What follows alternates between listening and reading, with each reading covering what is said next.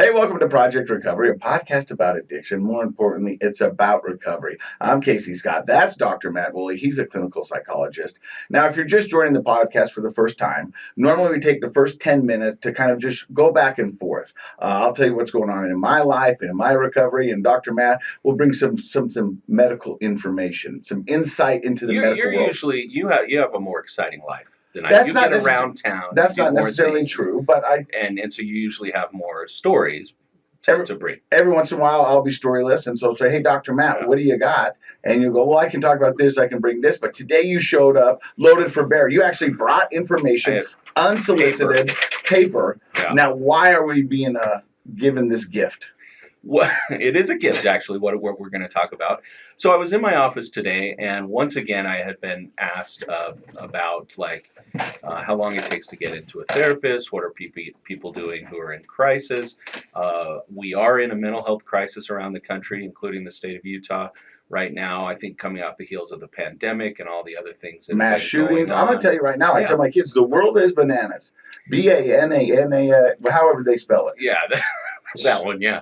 And I usually learn how to spell it by listening to the Hollaback Girl from, yeah, exactly. But no, I mean, I think, I mentioned this to Ashley the other day. I said, I think crazy stuff is always happening if you think about the Vietnam era and World War II. It's not that things are, but this feels a little different. It does. And not in a really concrete way, not what you can always put your finger on. And so I think because of that, people are reaching out for maybe professional help and support more now than they ever have before. I also think we're more educated as a society. Yeah. Where mental health was really stigmatized and unknown. And people didn't have these open conversations and aren't learning how to deal with emotions and process information and know what anxiety looks like, what it feels like, how your body interacts with it. And so I think people are starting to figure out, hey, maybe we should do something about this. Yeah, no, exactly right. More education, more resources, less stigma. It's moving in the right direction. And, if we talk about gratitudes, we've talked about how important that is on our show before. One thing that I truly am grateful for, it may sound cheesy, is that I work at the University of Utah Healthcare. And the reason I say grateful is they have been making a real commitment to promoting mental health care in a lot of different varieties. With the Huntsman Mental Health Institute. I was going to say their partnership with Huntsman proves that with $100 million over 10 years to try to make our already great mental health facilities, top tier in the whole country. And they're doing a great job of that. One of the things that has been a priority for quite a while is crisis. What do people do when they're in a crisis? Where do you go? Do you have to go to the emergency room if you're in a mental health or emotional crisis? A lot of people don't want to do that. All they can think of is sitting and waiting for a long time while the person with the broken arm goes ahead of them, which probably would happen. Mm-hmm. And they don't know what else to do, so they stay home. And nobody ever really prepares for a crisis. Kind of the definition of a crisis, right? Yeah. But there are some things we can do to help, like having numbers on standby, knowing resources that are available. Because if a crisis happens and your best resource is Google, that's not good. Yeah, it's not good. And it's nice to know that there are local people with tremendous expertise that are available to help people. And I want to talk about just real quick a few of the options that are available for people today. And then I'll give this information to our lovely and talented producer, Josh. Who's single and just really good looking. Great head of hair. Yeah. Muscular. Yeah, works out every day. Valedictorian, or what is it? Magna cum laude. That's better, right? That's the top. That's number one. Yeah. So we'll give this to Josh. He'll post it on our social media so people can have these numbers. Of course, we've talked before about there is the Utah Crisis Line. There's a national suicide prevention, Lifeline, and I if you like the idea of calling the national line, go ahead. It's 800-273-8255. But here in Utah, we have the Utah Crisis Line, which has a unique feature to it, which is the Mobile Crisis Outreach Team. Which is amazing because these guys will come out and help you take care of whatever is going on. And they're not just a bunch of schmoes. I mean, these are professional people, social workers, and they also have teamed with Salt Lake County Police Department if that's necessary to keep people safe. And the first thing you can do is you can call 800-273-8255, which is which is talk. That's I guess that's also the same as the national line, or I may have made a mistake there. We'll double check. But the local number is 801-587-3000. Yeah. You can speak 24/7 to a crisis worker on the phone, and that's a great call to make if you're not sure what to do. Like if you feel like you're in a crisis, or a family or friend is in a crisis, you can call them. And you can talk about, do we need the mobile team to come out? And that's really great for parents a lot of times if they have a teen or a young adult living at home who is in crisis. It could be substance abuse related. They could be high or drunk. They could be threatening suicide or harm to others, or just really, really struggling with psychosis or something. Any sort of crisis you find yourself in, they can advise you what to do, and if needed, send out a team to help you. Because doing nothing is never a good course of action. No, I would say that's the absolute wrong thing to do with these resources. That's why we're talking about it. Yeah. I want people to stop either feeling like I can do nothing or handle it myself, or go to the ER. And the ER is a great place to go if you need to. But staying home and trying to handle it yourself, we need to go past that. There are too many people ready, willing, available 24/7, and it's free. Of course, there's the Safe Utah app and phone number. I think that's 833-372-3388. You can call that, or you can download the app. You can have a private chat with somebody. And sometimes the app is very beneficial because you can do it anonymously. You know what I mean? You can, Right. you can And if you're worried about someone, yeah, this has been very helpful for teenagers and college students that I've talked with who have a really close friend. And at that age, you care if your friends get mad at you. When you're old like me, you don't care so much. right. But when you're young, that's the most important thing in the world. But you don't want to do nothing when a friend's talking about suicide or other sorts of scary things. And so you can make an anonymous tip, or even just chat with someone to see if you should make a tip. Like sometimes we don't know, and so instead of there's somebody who'll talk to you about it, and they might say, no, that's okay, or they might say, yeah, give me their number and we'll talk to them. Once again, doing something's better than doing Yes, nothing. Absolutely. But the main thing I wanted to talk to you about is, so I think the crisis people in mental health at the University of Utah Healthcare have been looking at this, and they said but maybe there's a group of people we're still missing. Maybe you don't feel like you need to call the actual crisis line and get a mobile team out, and maybe chatting with somebody on an app isn't feel like enough. What about the people that are just kind of struggling, kind of lonely?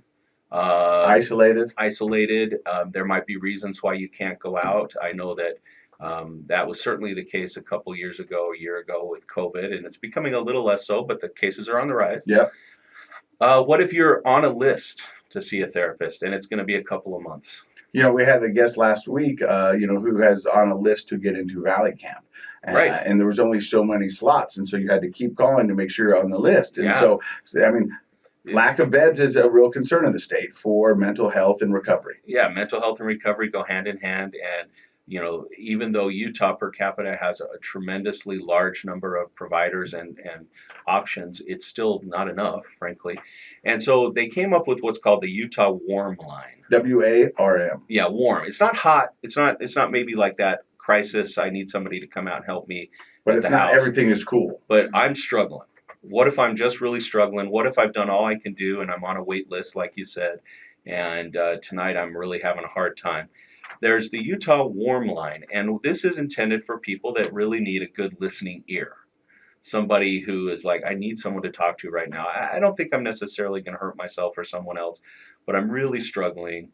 Maybe I'm trying not to use, and I'm tempted to use. I have a mental health. I'm very depressed. My anxiety is stopping me from going to work, those kinds of things. Who could I talk to get some direction and a good listening ear? And there's the Utah Warm Line. Now, it's not 24/7, so the crisis line is there for people in the middle of the night and on the weekends. But the Utah Warm Line is staffed by professional people from 8 a.m. to 11 p.m., so almost all day, 7 days a week. They don't take the weekends off, and every day in the year. And it's free, of course. And the number there is it's 833-SPEAK-UT. Okay. So 833-773-2588. Or the local number, that's the 800 if you're out of the local area. Cell phones shouldn't matter, but 801-587-1055. 801-587-1055 is a local number. You can speak to a professional person, and you don't have to be. Isn't that great? Yeah. That's what I love. That's why I say I'm grateful to be part of the university healthcare system. It's like, well, of course, if you're in crisis, we need to provide services. But what about, there's so many more people that aren't in crisis, or we could prevent from getting into crisis Yes. by giving them somebody to talk to. And let them know what resources are available. Yeah, and be able to, I think it came from a couple weeks ago. I was doing a KSL thing where that was their question. What do people do when they're waiting to get into a mental health care professional? And this is a good thing to do, is if you've gotten yourself on a list and you're waiting to get in, but you're still feeling real low, like you'd like to speak to somebody, or you have questions about mental health, that's a great resource, is the Utah Warm Line. And I also just got this. Starting in July, the National Suicide Prevention Lifeline number will be upgraded to a 3-digit calling code, similar to 911. But for mental health support, the new calling code will be 988. That'll be starting in July. So anywhere in Utah, and they're adopting it in states as they get all the infrastructure. Yeah. So 988, starting in July, you can use that if you're in a mental health crisis. Great. Yep, Yeah. 988. Yeah. So kind of like 911, but 988. Yep. Great. And speaking of mental health and doctors and resources, we've got a guest today that's going to be able to help us on all fronts. Right. Her name is Amy Harris, and believe this or not, she's from Morgan, Dr. Matt. The best people are from Morgan, right? I think. Well, but that should tell you right now that we've been doing this podcast for 3 years. Yeah. And the small little town of Morgan, Utah. Right. My hometown. With surrounding areas, maybe be 10,000 people. At this point, I think it probably is close to that if you do the whole Morgan Valley. Yeah. We've had 5 guests. Yeah. Isn't that funny? And addiction is everywhere. It's not a big city thing. It's everywhere. Yeah. And in fact, I would say sometimes small towns. I also went to graduate school in Kansas, which is full of small towns. And what we find is people sometimes feel kind of isolated in a small town without resources. So substance abuse can go up in those small areas. Her name is Amy Harris. We're excited for you to be on the show today and share your story. She's going to share her story of addiction, recovery, and what she's doing now. Next week, she's going to take the medical boards to become a registered nurse. Yeah, isn't that exciting? It's amazing, and it's a story I want to hear. You're listening to Project Recovery right here on KSL. Welcome back to Project Recovery. I'm Casey Scott. That's Dr. Matt Woolley. How you doing, buddy? I'm doing great. How are you? So we've got a Morganite on the show today. Her name is Amy Harris. How are you? I'm great. Thank you so much for having me. You know, the fun thing is when we get people on the podcast from Morgan, you and Doc, whoever it is, and the doctor, they like to talk shop. Yeah. Well, we still don't have a street light. This is still there. It's changing. I know. There's not enough room for anybody else to move to Morgan, so if you're thinking about it, you just stay away. Morgan's full. Turn around. We want to say that to Utah. Utah's full. In general. I mean, it's crazy. Yeah. Well, what year did you graduate from Morgan High? I graduated in the year 2000. Oh, my gosh. When did you graduate? 90. That's a 20-year difference. 10. Is it? Well, yeah. I went to Ogden, so my math's not that good. Man. It's a nice try, though. But hey, let's focus on our guest today. Yeah. Amy, how does your story begin? Okay. So I am the oldest of 3. My parents were pretty young when they had me. I'm still in high school. Pretty happy childhood in the beginning. My earliest memories. I was pretty active. I liked to be just right in the center of everything. About 5 or 6 years old, I kind of started catching on to the fact that my family wasn't like everybody else's. My dad had a really heavy drinking problem. Mm-hmm. It was rough. It's interesting you bring this up because I was talking to a family member and we were talking about our childhood.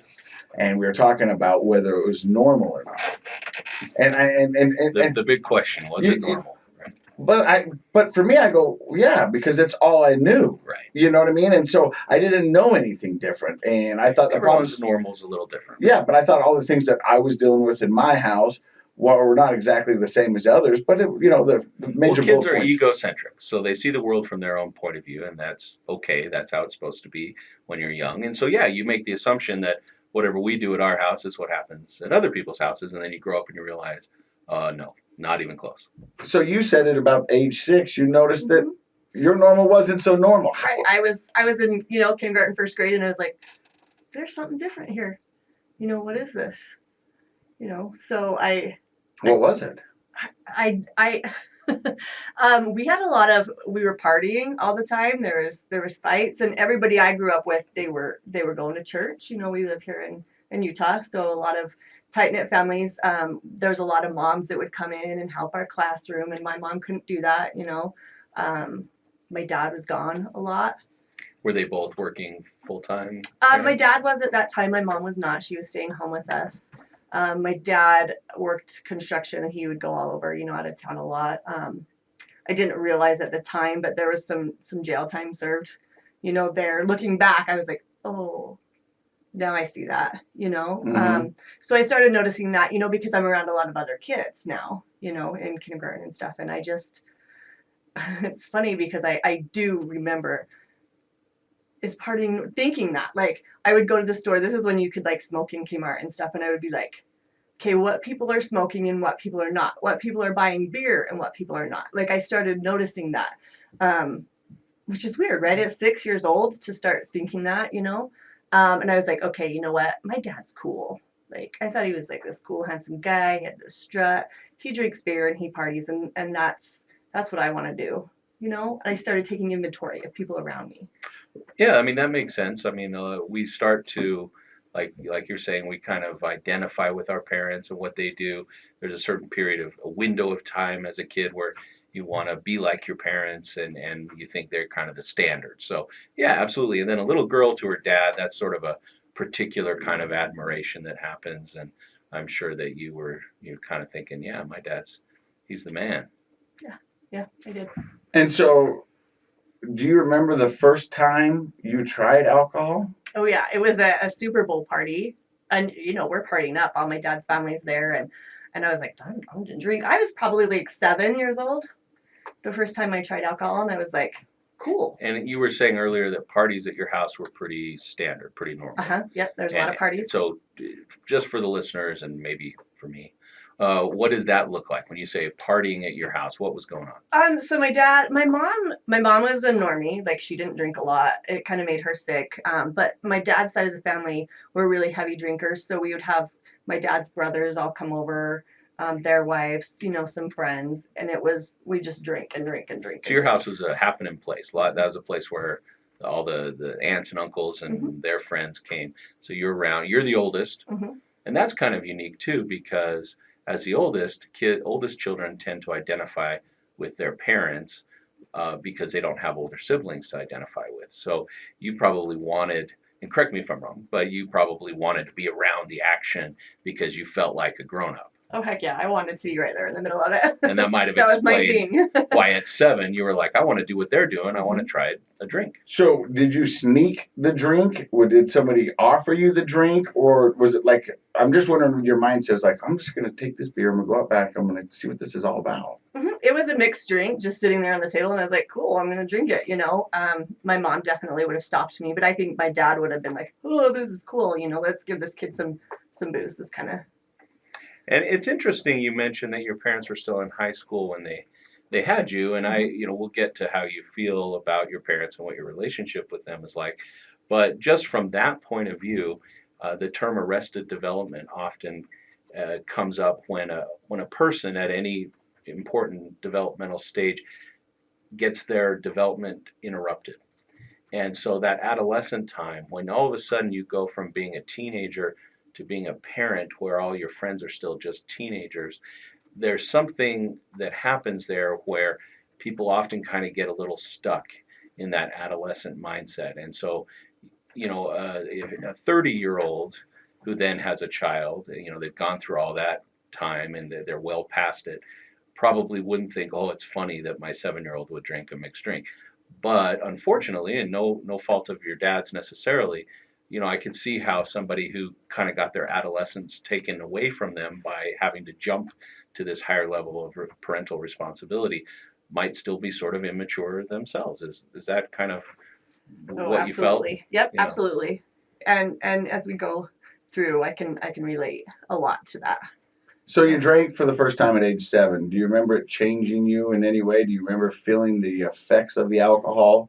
Not at 7. I felt like I didn't get a buzz or anything. You know, it was like a hurry, take a drink. You know, and I was like, hey, to my sister, you know, let's drink this, and she's like, no, you're crazy. Not at 7, no. I just thought I was cool. Like, Yeah. No, I get it. drank, Yeah. you know, like I mean, similar to me. I mean, I'm sure that I have a pretty similar story to that. I mean, my parents had the party house.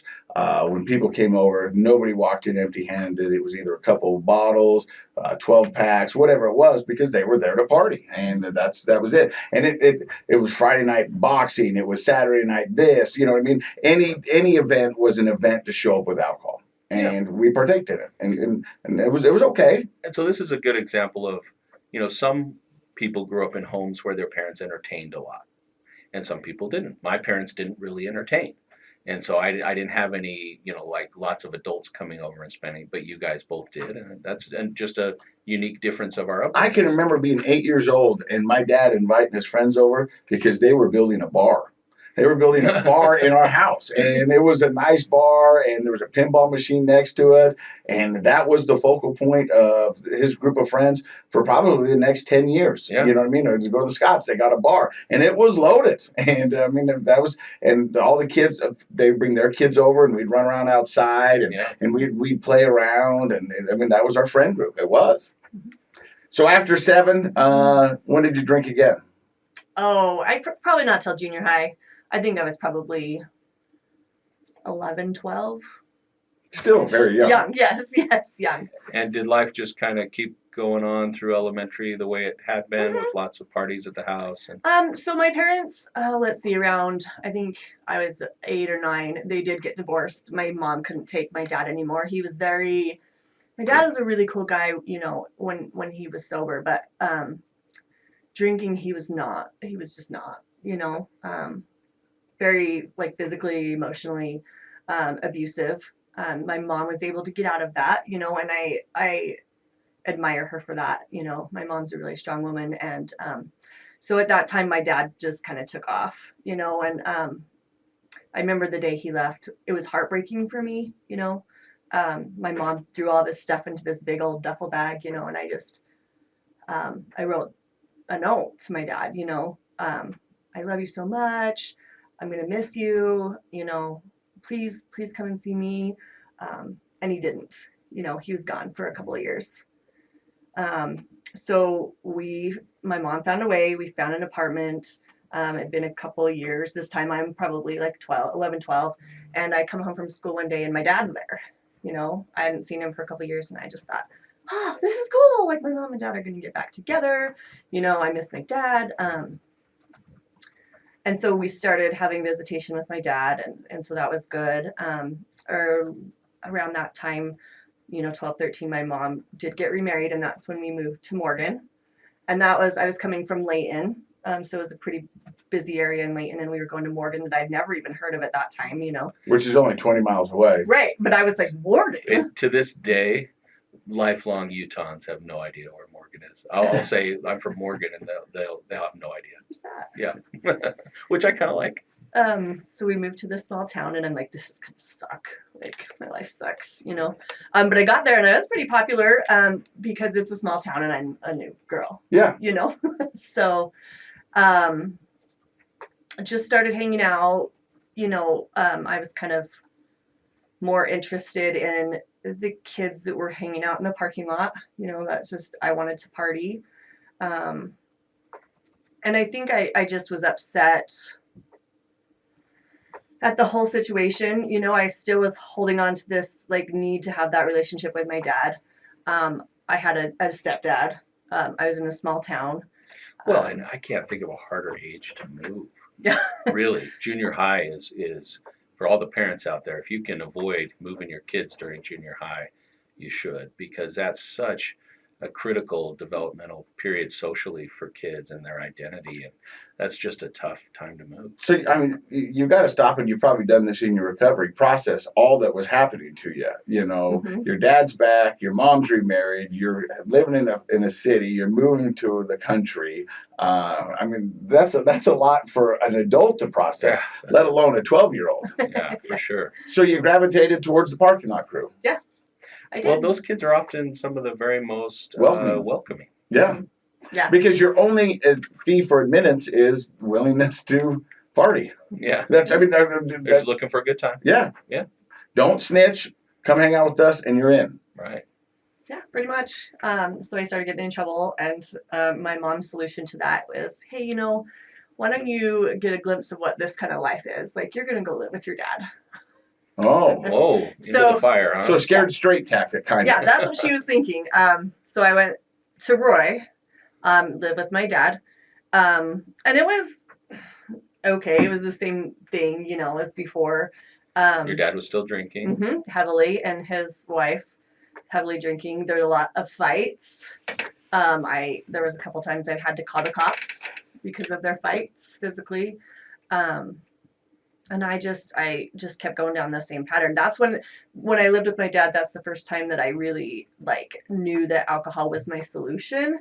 You know, I had kind of drank a little bit, but when I was there, it kind of got rid of that uneasy feeling that I had. I was like, oh, this is great. This is where it's at, you know? So drinking to escape. Yeah, and it just... Self-medicate, kind of.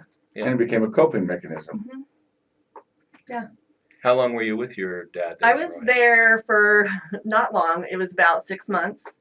And then it was our summer vacation. So I went to spend time, you know, went back to my mom to spend summer with my mom. And he was like, okay, well, you know, you spend a couple weeks up there and then, you know, we'll come get you before the school year starts and we'll get you back in school. And I mean, looking back, this is probably the best thing that happened, but he never came to get me, you know? And that was really hard for me. Like, I didn't really want to go back.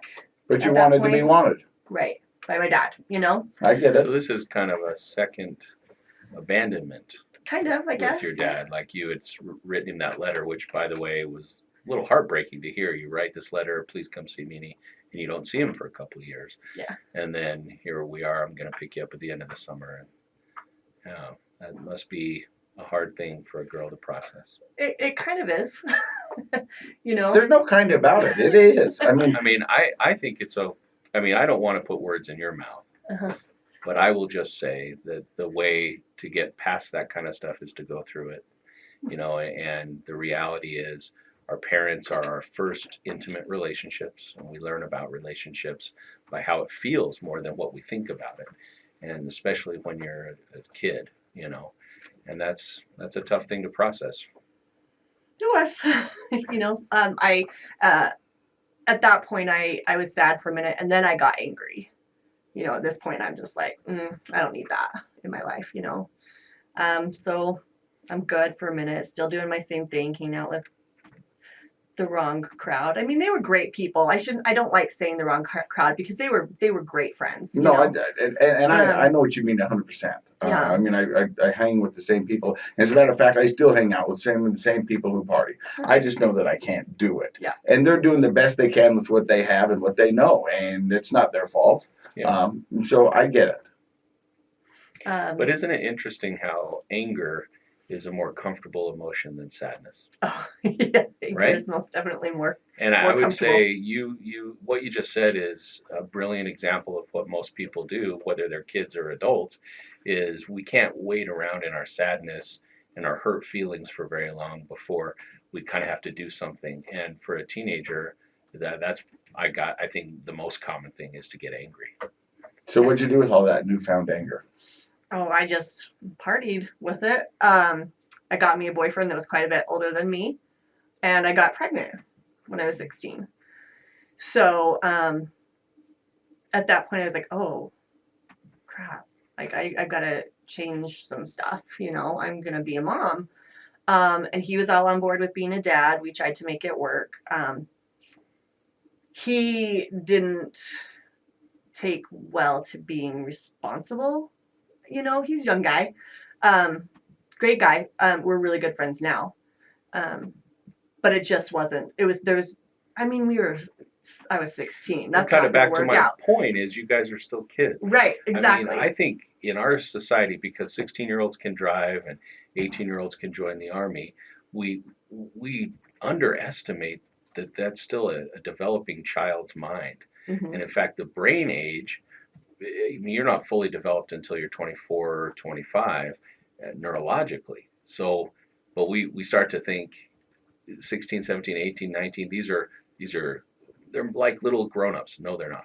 But you know why we did that? Because back then the life expectancy wasn't that long. So at 18, that's where you. It's been 200 years, so maybe we ought to update the policy. Oh, I'm But not we're not going to. Yeah, but I'm not disagreeing with you. cultural. But yeah, 100%. But that's why that number was what it was back then. Parents and teachers and pediatricians and other people that work with kids, they know that that's too much to put on you. And so, how did you handle that at 16? I mean, I did what I could with what I knew. Yep. You know what I mean? Like, looking back, it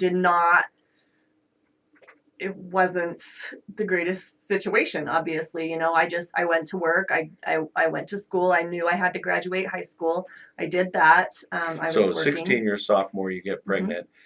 Did you have the baby while you were 16 or 17? I was 17 when I had her. And so you still had a couple years of high school left. Did you stay and go? I did. I finished high school.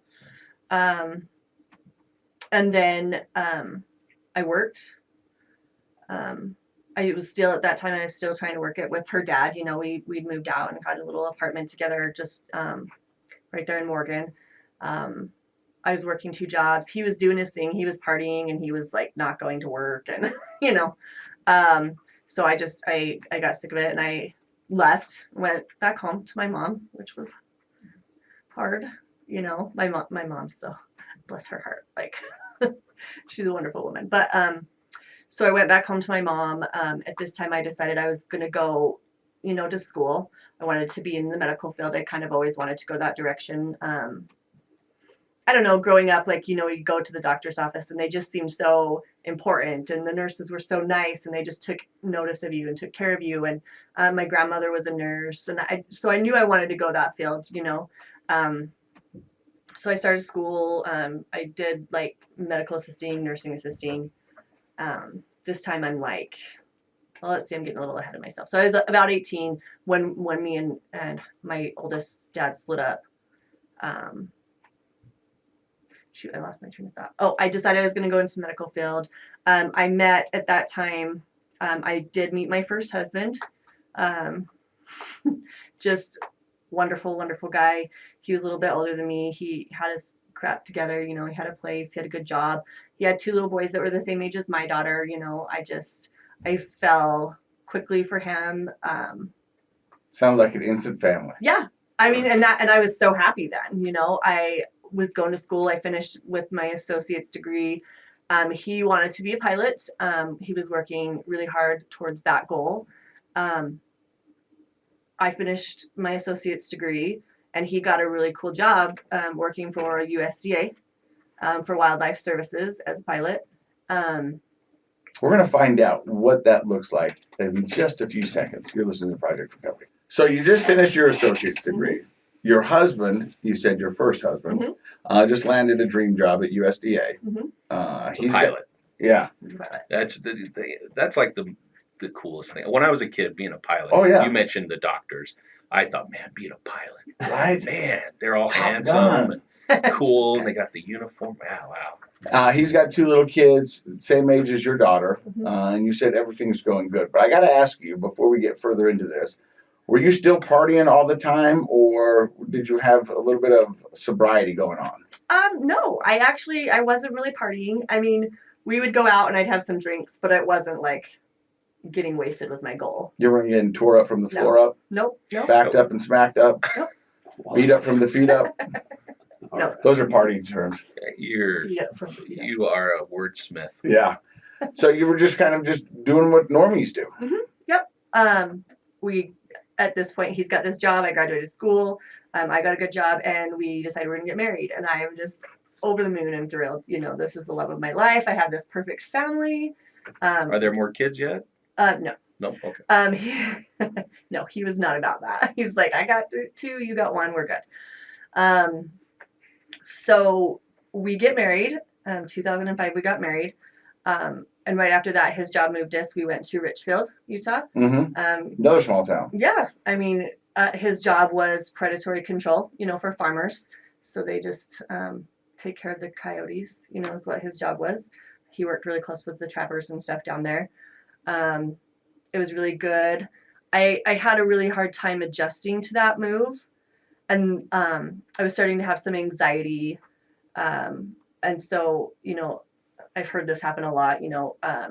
I found myself getting a prescription of Xanax.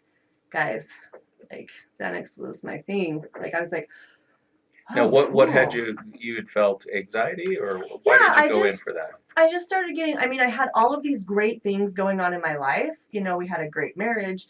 I had a great, before we moved, I had a great job. It was hard for me to move. It was hard for me to, and that's where I started having a lot of anxieties. Moving away, from his boys, moving away from my job that I really liked. And your basic support system, right? Mm-hmm. I mean, yep. Richfield's a great place, but it's pretty isolated, Mm-hmm. more than Morgan. It's farther away from, the Salt Lake area.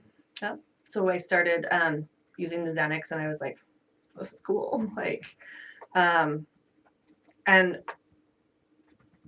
I don't know at what point I was like, abusing them? Well, I don't know what point I started abusing them. I did, at some point I started also taking stimulants, like for ADHD, I started taking Adderall.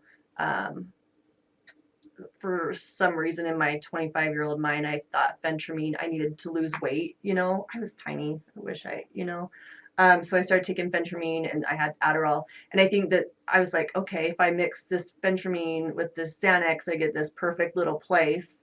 Oh, and now I'm going to put alcohol in there. Somewhere in that time period, You're mixing uppers and downers, yeah. And biologically, you're all over the place. Yeah, and it was just really, it was weird. It happened just so fast. I think I was just in the right place. I was super happy in my life, which is so weird.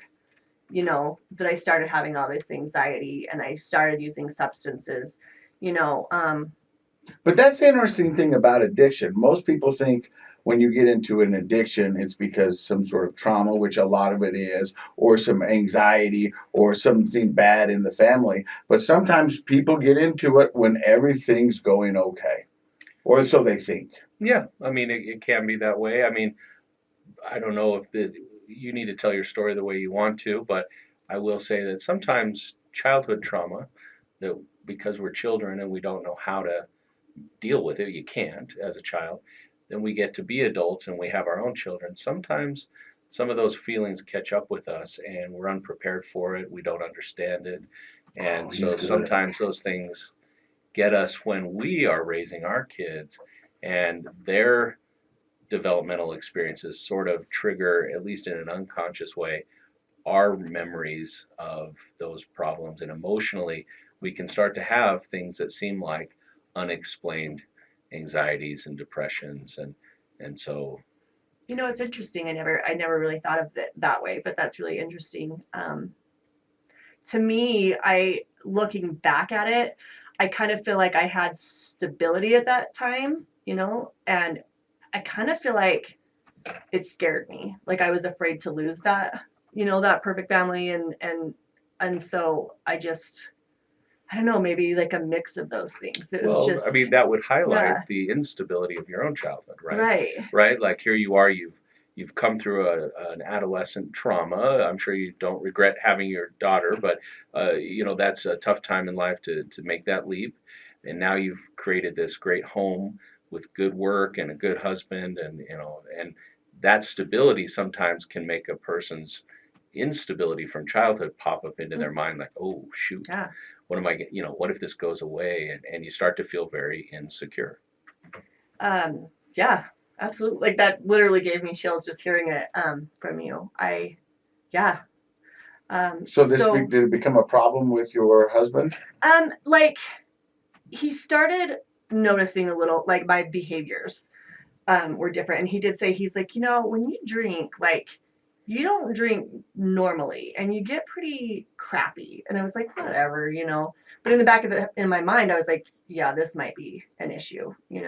Well, and you admitted you were mixing, Mhm. and so Yeah. alcohol and a benzodiazepine like Xanax, that's a dangerous combination, Yeah. let alone kind of a crazy making combination. People do a lot of goofy stuff Crazy. when they're I on get that there. combo. So yeah, we kind of talked a little bit about it, and I was like, okay. At this point, my husband, this was 2007. He passed away in an accident. It was a work accident. It was an airplane crash. Oh. And so everything that I was scared of happening, losing my family, happened. And it just destroyed me. Like, it crushed my soul. I can't even, like, I still don't have words for how much it just crushed me. And I just, for a few months after that, I kind of just went through the motions. It's an undescribable situation. I was 25 years old and I lost my husband. Well, you were in shock, Yeah. and that can last for a long time. And you don't have words for it, maybe because your brain goes sort of on hiatus when a person's in a shock with such a horrible life tragedy like that. So me and my daughter, we moved home to Morgan to my parents for a minute. I got me an apartment because I was like, I can't be with my parents. I've been on my own for too long, So I got me an apartment there in Morgan. I really spiraled because now I had a reason to just not care. Right. Can I ask, did you seek or did anyone suggest you get some professional support, counseling, anything like that? Yeah, so they had a program, the USC had a program where they set me up with so many therapy sessions. I was kind of turned off to it at first. I walked in the office, it was really hard for me to get help in the first place. And once I did get help, I walked in and she was like pretty disorganized and I sat down and she's like, okay, now tell me why you're here. And I was like, you don't know why I'm here? It just straight turned me off of it. Professionally, that is so frustrating to hear. I was like, it was so hard for me to get here and you don't even know why. Yeah. And so I went to like one more session and I was like, it's not me. I'm just going to drink and take a whole bunch of pills, Yeah. Yeah. Well, I'm sorry to hear that. I'm certainly sorry for your loss, and also very sorry to hear that that the help that should have been available dropped the ball. Yeah. So you said you started spiraling out of control. Mm-hmm.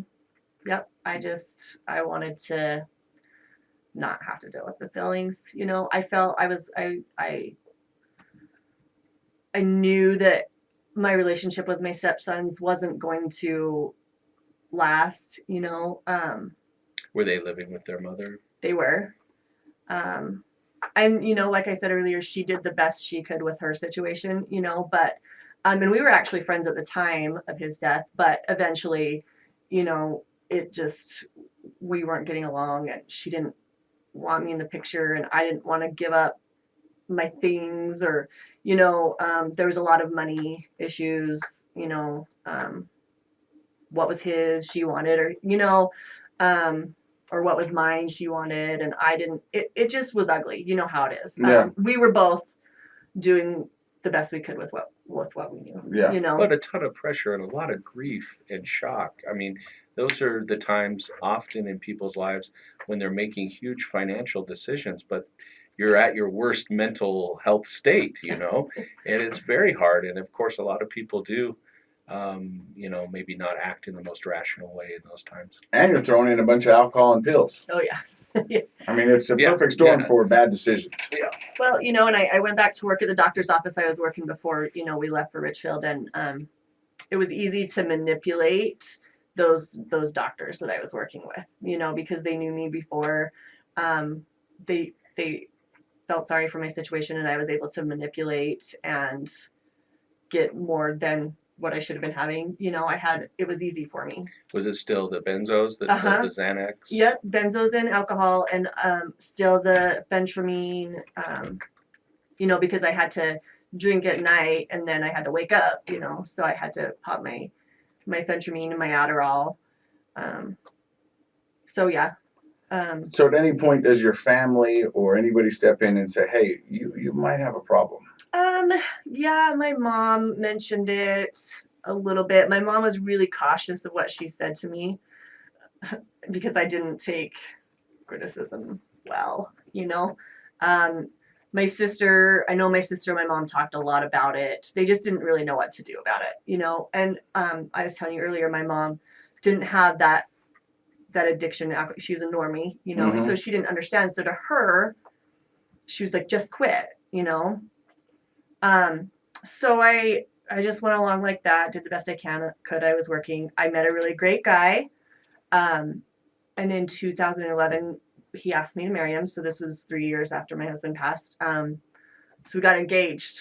And, it's funny because that was such a happy time. I love this man truly, like to the depths. But I just felt like all this guilt for I'm going to get remarried and I can't move on from my first marriage. You know what I mean? I felt guilt. I felt all sorts of crazy feelings. And I really went off the deep end. You'd think I'm happy now, but I don't know. It was just a lot for me. And so I was drinking Xanax, phentermine. I went to work one day. I think I had to be there at like noon. And so I had time to drink before I went. And then I popped some Xanax on my way and I blacked out at work. Oh. Yeah, And what kind of work were you doing at the time? So I was a medical assistant. So I was in the medical field at a doctor's office. Yeah. And so for people, what kind of stuff did you had direct patient care then? Yep. Taking vitals. Vitals and yeah. So not good. No, dangerous. Blacked out at work. Yep. So I cornered some doctors. Was telling them all my problems. They finally, management came and put me in the office until I was coherent enough to deal with. They didn't fire me, guys. Crazy. No, they didn't fire me. Well, you know what? I'm not surprised because I think the conversation behind the scenes, who knows if I'm right, but I know from working in clinics where similar things have happened, the conversation behind the scenes is how can we help her? Right. What can we do to keep her on? What can we do to help her? Firing's not going to help her. It's going to spin her out more. There are licenses and all these sorts of things where, we can't have somebody who's intoxicated working with patients. But I'm sure that the conversation was first, what can we do to help her?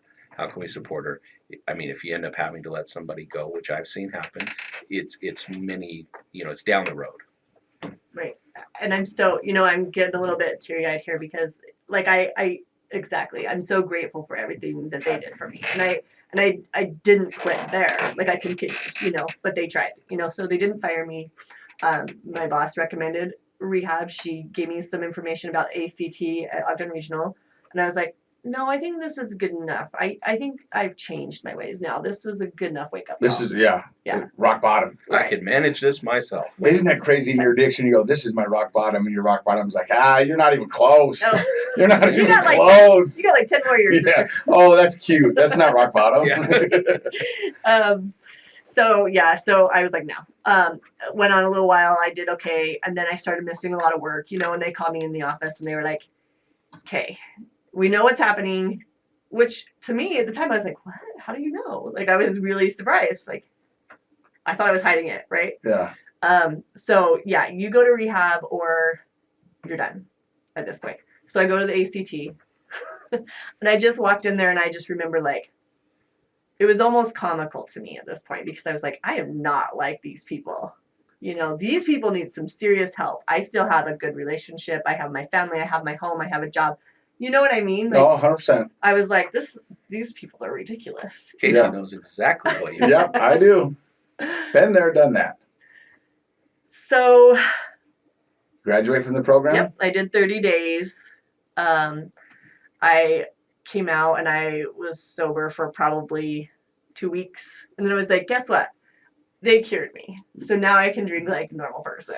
Well, and that's the big thing. Everyone's like, oh no, because now I've got the education. I know what I was doing wrong. I've got a new playbook. I understand the rules better. And this time it's going to be different. But we all know it wasn't different, was it? No. And not only that, it escalated a lot quicker than you thought. It did, but well, so I got pregnant is what happened. Okay. So I got pregnant, right? I mean, so I started drinking a little bit and then I got pregnant. And so I was able to quit and it was fine, you know. I got pregnant. But right before that, I started drinking a little bit and then I get this call that my dad's really, really sick from my grandma, you know, and I was like, I don't care. I don't care. Don't talk to me about my dad. Like he doesn't, no. Rebound anger. Yeah. Yeah. Unresolved anger. Sorry about it. You know, he had cirrhosis, and he ended up passing away, in June of 2012. Is that right? 49 years old from cirrhosis. I just didn't have a lot of feelings around it when he died. You know, I spoke at his funeral, which was really hard. I did it because I'm the oldest and I just thought that was my duty. I didn't really have anything to say. And so I had people write down things about my dad so that I could just get up on the podium and just share stories, funny stories. And as I'm reading these stories, I was like, these aren't funny. Like, this is what I'm at his funeral. I'm like, these things aren't funny. Like, he was drunk all of the time. And I just stopped in the middle of my talk. And I was like, he was a great guy. You know, I'm sad that he's gone. And I just went and sat down. Like, I didn't even finish my talk. You know, I still have some weird feelings about that. Sometimes I get angry that I finished with, he's a great guy. Because there's more to that. My dad was a great guy. He had some demons. And those demons made him behave in horrible ways. And they're not funny, you know? So then right after the funeral, I find out that I'm pregnant again. So I wasn't drinking. I had my baby. Everything's great. I'm doing okay. My husband now, his first wife got really, really sick.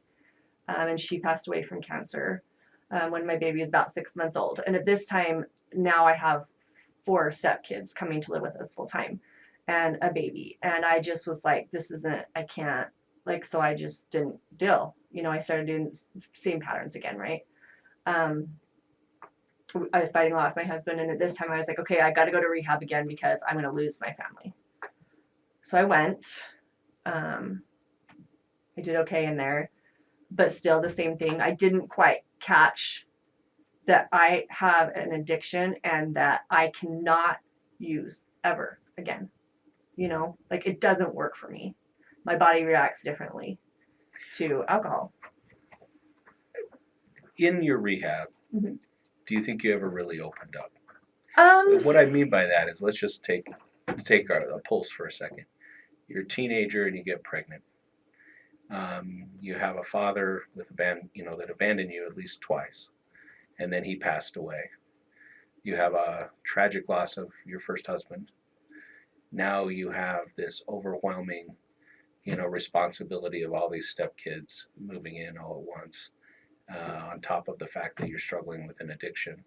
I guess my question is, I'm seeing this pattern of holding it in, holding it back, Mm-hmm. doing the behaviors, but not really maybe taking the time to reach deep and understand why the addiction has got such a strong hold on you. Yeah, we could look at genetic predisposition. I'm sure that was there. You maybe a little bit more of your dad's genes in that way than your mom's.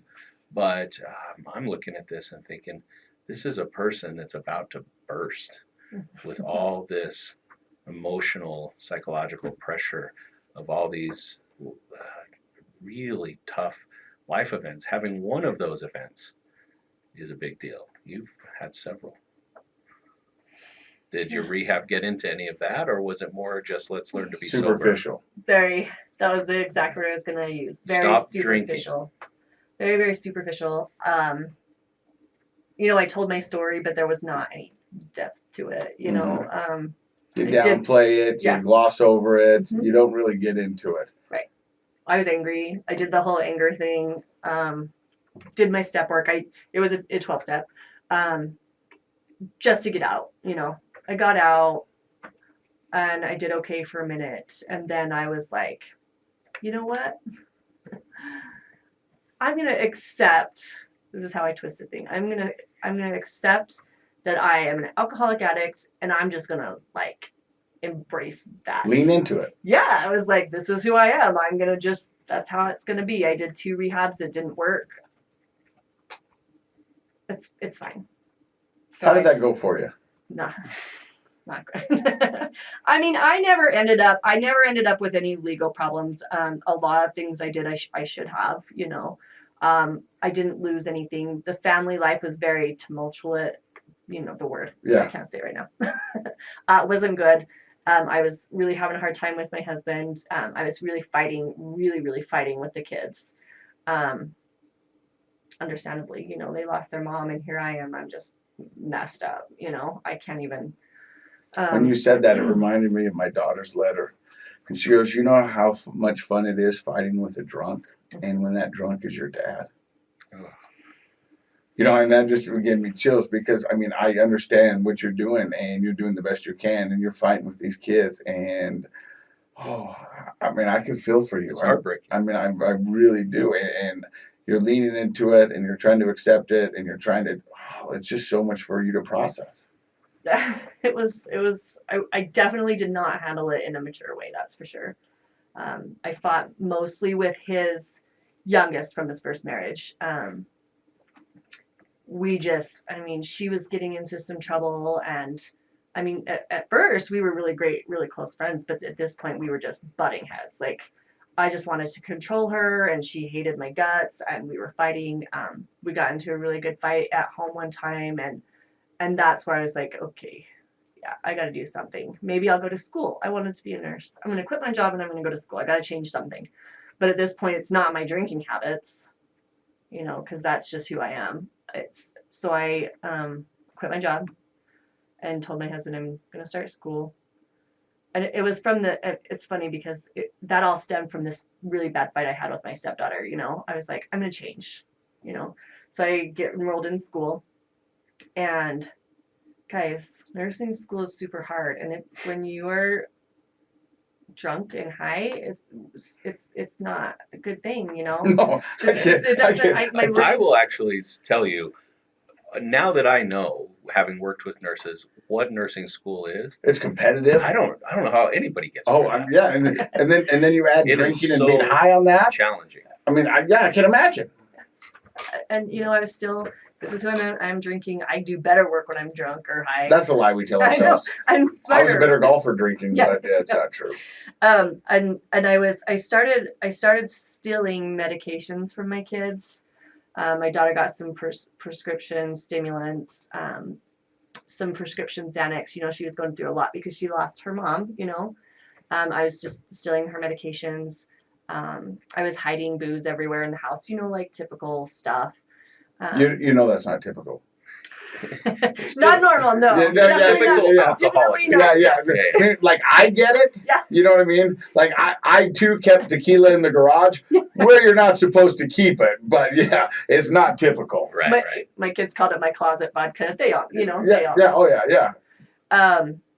So doing that, I started stealing from my kids, and I just one day. You know, I didn't have a horrible rock bottom. I had taken some pills for my daughter and I was sitting on the floor just drinking my vodka. And I've heard other people say this and it just gives me chills still to this day. Like, I just heard a voice that was just, you know, you can't keep doing this, right? Like, and I was like, no, I can't. It was like I kind of had this conversation with this. No, I can't. I don't know what to do. And this voice was just like, if you don't stop what you're doing right now, you are going to die. Like it's literally giving me chills right now. Like this, you haven't had a horrible rock bottom, but when you do, it's going to kill you. Like it's not going to be, this is it. You've got to figure it out. Like it was a real warning. Yeah. And it was weird. It just kind of came out of nowhere. And I called Action Recovery. I went there, it just something had changed in me. Like I knew that nursing was the field that I wanted to go into. I knew I wanted to do good in school. At this point, I'm failing, you know. I wanted to help somebody. I wanted to be able to do nursing and help somebody like me. Like I wanted to be able to put those two things together and do some good. And it just was weird, like no rock bottom, just okay, it's time to change. And I did. I listened to the counselors at Action. I did some real step work. You know, they say, you know, your step one, you need to do a thorough step one. Like you need to get it out. I did. It took me, I went through Action for 11 months. So I was going to school full time and doing rehab. My family was very, very supportive of me. I took those suggestions and I ran with it. Vulnerability was key for me. Brene Brown comes up a lot. But we had a little thing in our rehab that we did the vulnerability talk with Brene Brown, and it just spoke to me. And I was like, you know, my whole life I've been trying to pretend like I was okay, you know, but maybe it's okay if I'm not okay. And I just started sharing my story and opening up about who I really am. And it was crazy, you guys. Like I've had more doors open from being vulnerable than ever I had closed. You know, people. Authentic. Yeah. So yeah, I kept doing it. I went to school. Why do you think that is? I don't Why know. do you think? Because it sort of doesn't initially make intuitive sense, right? Like, you know, if I put out a persona of competence and try to be only my best self and hide all the other parts, you would think that maybe people would receive us better. But isn't it true that when you're really open, you're really vulnerable, like Casey said, you're your authentic self, all of a sudden people are drawn to us and Mhm. opportunities open. Why do you think that was the case in your life? Relatability, connection, you know, people saw me as a real person with real struggles. And I think people could relate to that. You know, I think that they maybe felt safe. You know, I think a lot of us are just looking for that, some understanding, safety. Compassion. I like the word connection that you used. I think we can't connect with a perfect person. Right. You know, you know, that may be nice to meet a person who presents as perfect, but the reality is you don't feel any closeness to them or connection. And that, I think, translates into all areas of life, including our professional life, right? And when you go to a job interview, if you're authentic, they're going to be more drawn to you as opposed to the person who has all the perfect answers. And for me, when you say there was no real rock bottom per se, you know, most people think of a rock bottom as one precise incident or one moment. And it's your story and it's your life, but you've had almost an elongated rock bottom. And not to say that there wasn't moments of joy and happiness and authentic, you know, joy in those moments. But you went from being a young girl to losing your father to moving to this. I mean, it was. Well, what's the value of a rock bottom? Like, maybe we should talk about that for a second. Like we talk about rock bottoms, and you and I have had so many experiences on this show with guests, and they say something out of bounds that just happened, and we're like, that's got to be the rock. Nope, there's another one. So what is the value of a rock bottom, do you think? I think, you know. Like, what does it do for a person? It's exactly what she said. When there was a voice that said, hey, you keep doing this, you're going to die. You know what I mean? That it's the thing that makes you change. It's the thing that makes you go, I can't do this anymore. So I would say it's that moment of epiphany or insight. Clarity. Yeah, clarity, epiphany. In your case, it came as this auditory experience and this conversation you had. And isn't it wonderful that sometimes can happen without a specific tragedy? Yes. Right? Like, because people talk about the behavior of the rock bottom, but that's a lot less important than the experience. And I think the experience is that that inside moment of clarity where you just know it's now or never. It's got to be different. Well, so they say, the fastest way to get yourself out of a hole is stop digging. But us as addicts, we can dig. We're great diggers. I mean, it's the truth. And so it's that moment where you go, okay, I'm stopping Toss digging. that shovel. I'm done. I don't care what is on the other side, but I'm not going down this road anymore because I can't. And I know mine, and we've talked about it a lot. And I remember just going, this is it. I'm not doing this again. Yeah. I cannot do this. I won't do this. And whatever it takes to not happen, I'm willing to do it. Mm-hmm. And it sounds like that's what you did when you picked up the phone and called Action Recovery and did everything and opened up and was vulnerable and did that. And next week, you're taking your boards to become a lifelong dream registered nurse. I mean, how cool is that? And so, I mean, I look at you and... How long ago did that happen? When did you start the recovery program that was 11 months? So I started, was it 2018? It's about 4 years ago. No, so 2019. It would have been, so my clean date is September 13th, 2019. Lucky 13. Yeah, I yeah, like right? And the other thing is that I'm amazed by you is you're a warrior. I mean, true warrior. I mean, all that you've been through, and it's been a lot. You're here today standing, showing people that recovery is possible, chasing your dreams, and you're still fighting. That's the heart of a warrior, and you've got that. I mean, it's wonderful to see. And when you talk about registered nurse and you talk about all you've been through, your face smiles, and you get this glow. But throughout the story, I've seen you not smile. I've seen you cry. I've seen your body language shift. You know what I mean? And I can tell that you're truly in a wonderful place and you're doing good things. And I think the world better look out for the second half because it's going to be awesome. Thank you.